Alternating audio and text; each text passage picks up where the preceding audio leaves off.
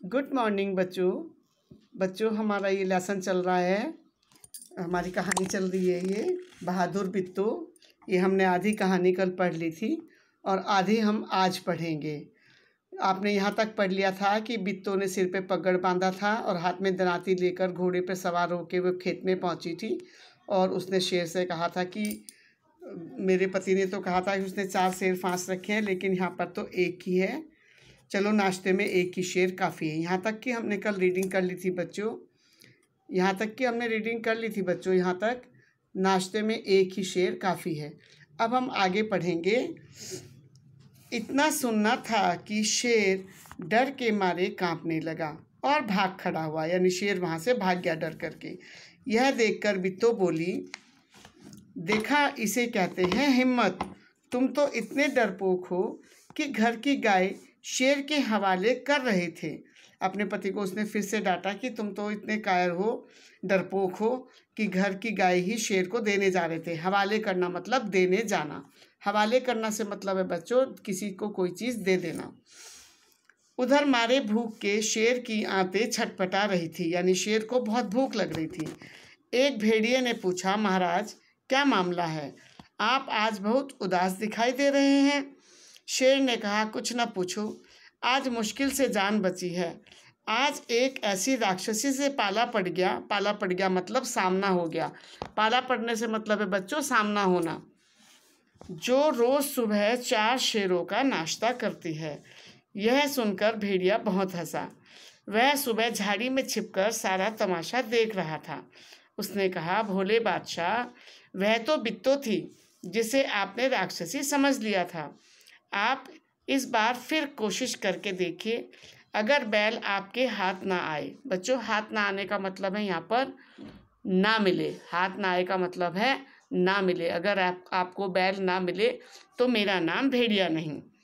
बहुत कहने सुनने पर शेर किसान के खेत में जाने के लिए तैयार हो गया, लेकिन उसने भेड़िए से कहा, तुम अपनी पूँछ मेरी पूँछ से बांध लो। बच्चों, उसने ऐसा इसलिए कहा कि तुम अपनी पूँछ मेरी पूँछ से बांध लो क्योंकि वो बहुत डरा हुआ था बच्चों, और वो जो है और कोई रिस्क नहीं लेना चाहता था। इसलिए उसने कहा कि तुम अपनी पूँछ मेरे साथ बांध लो। अब क्या होता है कि दोनों जने पूँछ बांधकर चल पड़े। उन्हें देखते ही किसान के होश हवास गुम हो गए। होश हवास गुम होने का मतलब है बच्चों किसान बहुत ज़्यादा घबरा गया। उनको देखकर दोनों जनों को, भेड़िए को और शेर को, किसान बहुत ज़्यादा घबरा गया। वह डर से थर थर काँपने लगा, लेकिन बिट्टू बिल्कुल नहीं घबराई। आपको मालूम है बिट्टू बहुत बहादुर है, बहुत हिम्मत वाली है, इसलिए वह उन्हें देखकर बिल्कुल भी नहीं घबराई। भेड़िए के पास जाकर उसने कहा, क्यों रे भेड़िए, तू तो अभी वादा करके गया था। ये सब बच्चों बिट्टू झूठ बोल रही है, लेकिन वो झूठ भी इतनी सफाई से बोल रही है कि किसी को पता नहीं चल रहा है कि वो झूठ बोल रही है। तो उसने क्या कहा, क्यों रे भेड़िए, तू तो अभी वादा करके गया था कि तू अपनी पूँछ से 4 शेर बांध कर लाएगा, लेकिन तू तो सिर्फ एक ही शेर लाया है, वह भी मरियल सा मैंने कल भी बताया था बच्चों आपको। इसका मतलब कमज़ोर सा, जिसमें कुछ जान प्राण से ना हो। भला इसे खाकर मेरी भूख मिट सकती है? खैर, इस वक्त यही सही। इतना कहकर बिट्टू आगे बढ़ी। आगे देखेंगे बच्चों। शेर के होश हवास उड़ गए। अब शेर बिट्टू को देखकर, अपने सामने आता देखकर शेर घबरा गया, बुरी तरह घबरा गया। इसको बोला है होश हवास उड़ गए।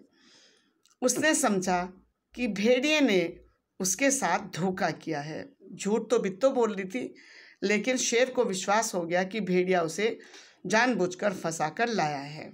उस भेड़िए ने उसके साथ धोखा किया है। वह फौरन वहाँ से भागा। फौरन का मतलब होता है बच्चों जल्दी से, एकदम से वहाँ से भाग गया। भेड़िया बहुत चीखा चिल्लाया, लेकिन शेर ने एक ना सुनी। शेर इतना डर गया था कि उसने भेड़िए की अब कोई बात सुनना पसंद नहीं किया। वो एकदम से वहाँ से भाग गया। तेजी से भागता चला गया।